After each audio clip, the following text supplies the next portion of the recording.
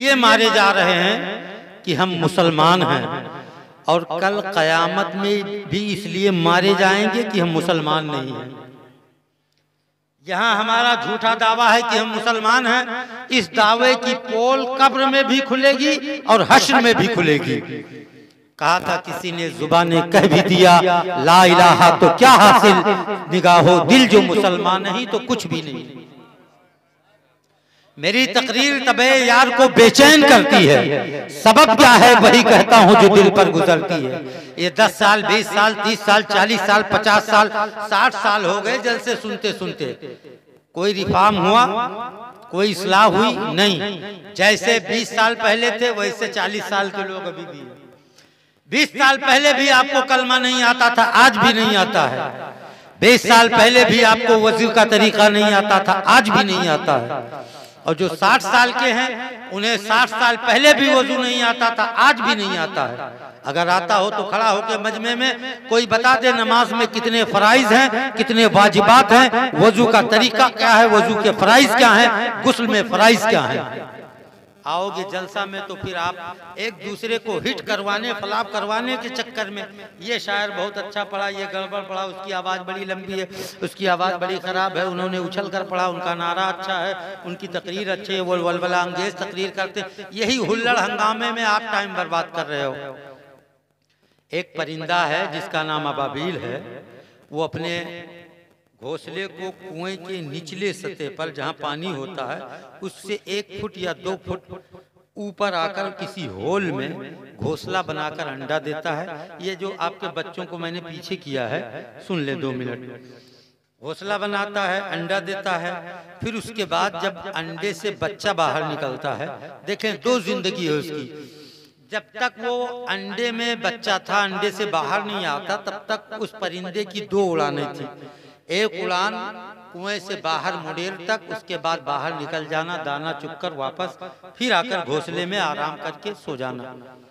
लेकिन अब जब अंडे से बच्चा बाहर आया तो बच्चों की जरा परवरिश देखें कैसे होती है, बच्चों का संस्कार कैसे, वो परिंदे अपने बच्चों को पालते कैसे। आप तो इंसान हैं। पहले 2 उड़ानें होती थी, लेकिन अब बच्चा अंडे से बाहर आया है और माहौल क्या है, कुएं का माहौल है, ज्यादा स्पेस नहीं है, सीधा परवाज ऊपर आना है, परवाज करके कुएं के मुंडेर पर आप बैठे या सीधा उड़ जाएं। अगर कोई चूक होती है तो नीचे पानी में गिरकर दर्दनाक मौत होगी। परवाज में कोई चूक होती है तो चारों तरफ दीवार की बाउंड्री है, उसमें टकरा के फिर पानी में गिरना है। इसलिए बच्चों की परवरिश कैसे करता है परिंदा। अब अंडे से जब बच्चा बाहर आया तो वो परिंदा दिन भर में 100 मर्तबा फर्जी उड़ान करता है। ऊपर जाता है, फिर नीचे आता है घोंसले में, फिर ऊपर जाता है। ये 100 उड़ान, खामोश उड़ान, अपने बच्चों की परवरिश कर रहा है। बच्चा नन्हा है, ज़हन मासूम है, नन्हा ज़हन बच्चा देखेगा मेरे माँ बाप कर क्या रहे हैं, वही देख देख कर अपने दिल में, अपने दिमाग में नक्श कर लेगा। क्योंकि वो समझ नहीं सकता है, बताने पर समझ नहीं पाएगा, अभी वो जुबान नहीं समझता है, बोल के समझाया नहीं जा सकता है, इसलिए उसे करके बताना पड़ रहा है। पहले 2 परवाज थी, लेकिन अभी 100 उड़ान इसलिए है कि बच्चा देखकर एक्सपर्ट हो जाए, जब उसके पर मजबूत हो जाए, जब पहली उड़ान करे तो कोई गलती ना हो, ताकि पानी में गिरकर बच्चे की दर्दनाक मौत ना हो। बच्चा उड़कर कुएं के मुंडेर से बाहर की दुनिया में परवाज कर जाए। तुम मुसलमान हो, तुम्हें खुद कलमा नहीं आता, खुद वजू नहीं आती, वजू नहीं आता, नमाज नहीं आती, तो तुम्हारा बच्चा बैट नहीं खेलेगा, गोली कंचा नहीं खेलेगा, माँ बाप को गाली नहीं देगा, पड़ोसी को परेशान नहीं करेगा, तो क्या करेगा। याद रखो, जिस घर की बुनियाद टेढ़ी होती है उस घर की दीवार टेढ़ी होती है। क्या मतलब है इन जलसों का। ये तंबू लगा देना, शामियाना लगा देना, वलमा को मुर्गा और बकरा खिला देना, नजराने देना, इनके नाज नखरे उठाना, आपके लिए कुर्सी लगाना, क्या मतलब है भाई। आप अभी खेत में गेहूं बो करके आए हैं, ब्लॉक से 500 रुपए किलो गेहूं लाए, डाल दिए खेत में। 3 दिन के बाद आप उंगली से जमीन हटा करके देखते हैं डाभी जामी की नहीं जामी। अगर डाभी नहीं निकली है, उसकी कुपल नहीं निकली है, वापस जाते हो बेला के स्टोर पर, भाई आपने मुझे इतनी महंगी बीज दी, 500 रुपए किलो बीज ले गया, वो तो गेहूं का दाना नहीं निकला। 3 दिन पहले जिस गेहूं को खेत में डालते हो, 3 दिन में रिजल्ट सामने ना आए, परेशान हो जाते हो।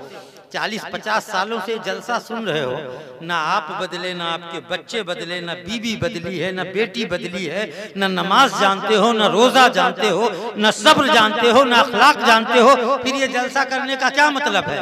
वलमा धक्का लगाएं, हाथ पांव जोड़ें, पैर पे गिरें, गौस के वास्ते सुभान अल्लाह बोलो, ख्वाजा के वास्ते सुभान अल्लाह बोलो, माँ बाप के नाम पर सुभान अल्लाह बोलो। क्यों भाई ये ठेका लिए हैं सुभान अल्लाह बोलवाने के लिए? क्यों बोलवाएं?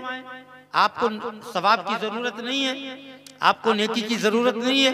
कयामत के दिन जब एक नेकी के भिखारी बनकर तमाम अंबिया मुरसलीन के पास जाओगे, और जब वो लोग वहां से रिटर्न करेंगे आपको, तब माँ के पास जाओगे, बाप के पास जाओगे, एक नेकी कम पड़ी है, वो अगर कोई दे दे तो अल्लाह जन्नत अता कर देगा। वो एक नेकी देने के लिए कोई तैयार नहीं होगा। और इतनी बड़ी नेकी का काम यहाँ जलसे में बैठे हो, धक्का लगाना पड़ रहा है, फिर भी सुभान अल्लाह नहीं बोल रहे हो, हाथ जोड़ना पड़ रहा है। गौस, कुतुब, अब्दाल, वली, ख्वाजा, पीर, फकीर, दरवेश, कलंदर, किस किस का सदका उठाया जाए और किस किस का वसीला उठाया जाए? बेशक हक है। याद रखो, हम इसलिए जिंदा हैं कि बोल रहे हैं। दुनिया किसी गूंगे की कहानी नहीं लिखती, आपको बोलना होगा। आप अपने सोशल लाइफ में आपको रिफॉर्म करना होगा, इसी को तो इस्लाह मुआशरा कहते हैं। आप देखे हो, आपके उल्दी घोड़ा के आसपास कहीं गढ़ा, नदी, तालाब हो, जाकर के देखो, वहां मछलियां अंडे देती हैं, उसके बाद बच्चे निकलते हैं, तो मछली अपने बच्चों को तैरना नहीं सिखाती है, क्योंकि मछली के बच्चे पानी में पैदा होते हैं, उस पानी के मुआशरे में, उस सोसाइटी में ऑटोमेटिक तैरना सीख जाते हैं। आपका बच्चा इस्लामी माहौल में पैदा हुआ है, बाप कलमा गो है, माँ कलमा गो है, दादा कलमा गो है, बहन कलमा पढ़ने वाली, इस कलमा वाले माहौल में बच्चा गाली बक रहा है, तो किसका कसूर है? आपका कसूर है। आपने बच्चे को कलमा नहीं सिखाया, माँ ने नहीं सिखाया। ये रत जगह की रात में ये दर्जनों गाने गाएंगी, कहीं मुशाबा नहीं लगेगा, और वो तमाम 1 दर्जन गाने किसी किताब में नहीं मिलेंगे। अगर कहीं लिखा हो मुझे दिखाइए। इनके गाने इन्हीं के ज़हन में छपते हैं और इन्हीं के महफिल में गाए जाते हैं। दर्जनों इनको गाने याद हैं, और कलमा सुनाओ तो ला इलाहा इल्लल्लाह, ये अलग गड़बड़ हैं, आप अलग गड़बड़ हो, बूढ़े अलग गड़बड़ हैं। उनको तो गालियों में उनको पीएचडी है, वो ऐसी ऐसी बुजुर्ग गालियां देते हैं कि नौजवानों के दांत खट्टे हो जाएं। बच्चे अलग गड़बड़, नौजवान अलग गड़बड़, बूढ़े अलग गड़बड़, माँ बहनें अलग गड़बड़। अब इस कौम पर तबाही नहीं आएगी तो आसमान से गुलाब बरसेंगे, फूल बरसेंगे? बताइए। हक है, बेशक। आसमान से अल्लाह फूल बरसाएगा, जिब्रील थाल में फूल ले जाओ और इन गाली बाजों के ऊपर बरसाओ। बढ़िया गाली दे लेते हैं ये। 1 दर्जन फिल्मी गाने आपको याद हैं, और क्रिकेट की 2 टीम में कितने प्लेयर होते हैं? 20-22 प्लेयर होते हैं। कम से कम 22 प्लेयर के नाम आपको याद होंगे। 22 सहाबी के नाम मैं कसम खा के कहता हूँ किसी मजमे को नहीं याद। 22 सहाबी के नाम याद नहीं है, और 22 क्रिकेटरों के नाम आपको याद हैं। दर्जनों फिल्मी गाने याद हैं, लेकिन दर्जनों कुरान की सूरतें आपको याद नहीं है। चुल्लू भर पानी में मौत नहीं आएगी, किसी गहरे पानी में मरना होगा। मेरी तकरीर तबे यार को बेचैन करती है, सबब क्या है? वही कहता हूँ जो दिल पर गुजरती है। कितने दिन धोखा दोगे ये जलसों के नाम पर, ख्वाजा के डेक के नाम पर, गौस पाक के मुर्गे के नाम पर, हजरत उवैसे करनी के हलवे के नाम पर? कितने दिन खुद को धोखा दोगे? ये खोखली सुन्नियत तुम्हारे मुंह पर मार दी जाएगी। ये जो सुन्नी बने हो नाम के, ये सुन्नी तुम्हारी ये सुन्नियत है ही नहीं।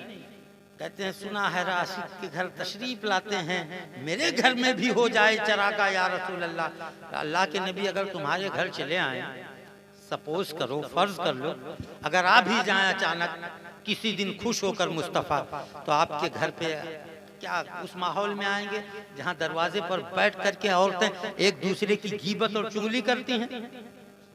उस घर में सरकार कायम करेंगे जिस घर में एक दिन भी कुरान नहीं पढ़ा जाता है। उस घर में सरकार एक मिनट भी रुकेंगे जहां तुमने अल्लाह के सजदे नहीं किए। जुमा न आए तो शायद तुम्हारी पेशानी भी जमीन पर न लगे।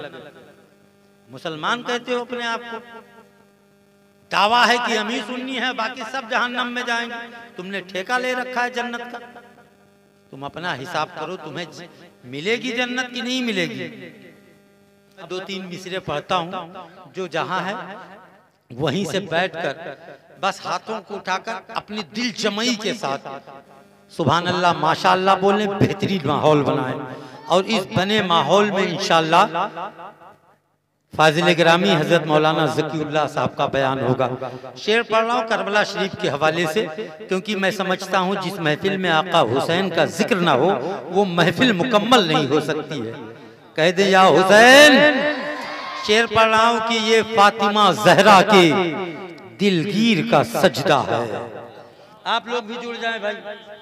ये फातिमा जहरा के दिलगीर का सजदा है। जुल्मत के मुकाबिल में तनवीर का सजदा है। ये फातिमा जहरा के दिलगीर का सजदा है। जुल्मत के मुकाबिल में तनवीर का सजदा है।